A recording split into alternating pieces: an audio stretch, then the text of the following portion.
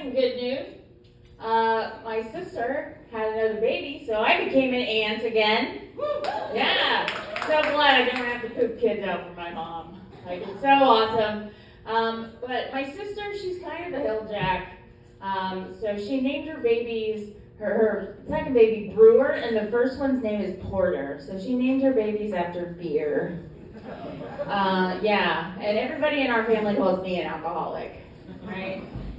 It's terrible, but I knew this about her because her second wedding was in a barn, so we all should have known. If I had babies, I would name the names a little classier, like maybe Pinot, or Cabaret, Merlot.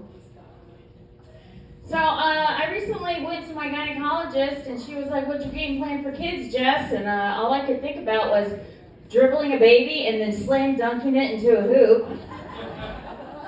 So I think that means I'm not ready. I mean, me and my husband have been playing his own defense. You know, he rarely scores, so yeah. I don't really want kids anyway because, you know, I'm 41 and I had a lot of friends who were like, "Oh, we're not having kids either." And then they started popping all these kids out, and now they dress them like a bunch of hipster babies. Like, one of my friends puts her kid in like a Misfits onesie. Like, he doesn't even know what that is. You know, one of my friends gave their baby a mohawk, and I'm like, well, how's that baby gonna get a job? Like, at all. I went over to a friend's house for dinner, and her baby had a Ramones t-shirt on, and I went up to that baby and was like, "Gabba gabba hey, gabba gabba wee," and it did not know what the fuck I was talking about. So it's a bunch of little crawling cliche poser babies that my friends have. So I don't want that to happen to me. So did anybody get into any weird shit during quarantine? Yeah.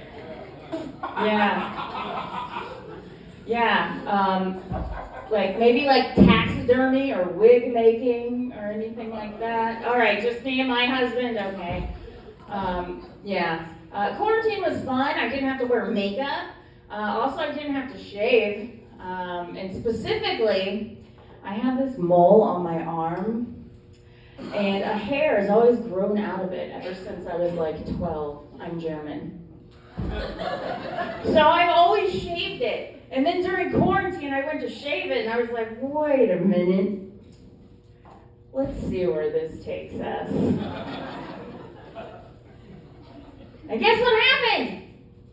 My mole hair had a baby. I sprouted a second mole hair. That's the only thing I've ever successfully procreated. I know. Also during quarantine, me and my husband were going through all of our stuff in the basement, and I found 2 crock pots from when I got married a decade ago. And so I was like, well, I guess I should use these now. So I use them when I get home from work. I put my feet in them to tenderize my feet. The meat falls right off the bone. It's delicious. I really hope women don't get sent back to the kitchen because I do not know how to cook. All right, like I had to Google how to fry an egg this morning. Yeah. So I'm just saying, if the next generation doesn't want food poisoning, they better get their shit together. So, I had a good Father's Day. I hope all of you did. I stayed with my dad, and we do what we always do. We get drunk.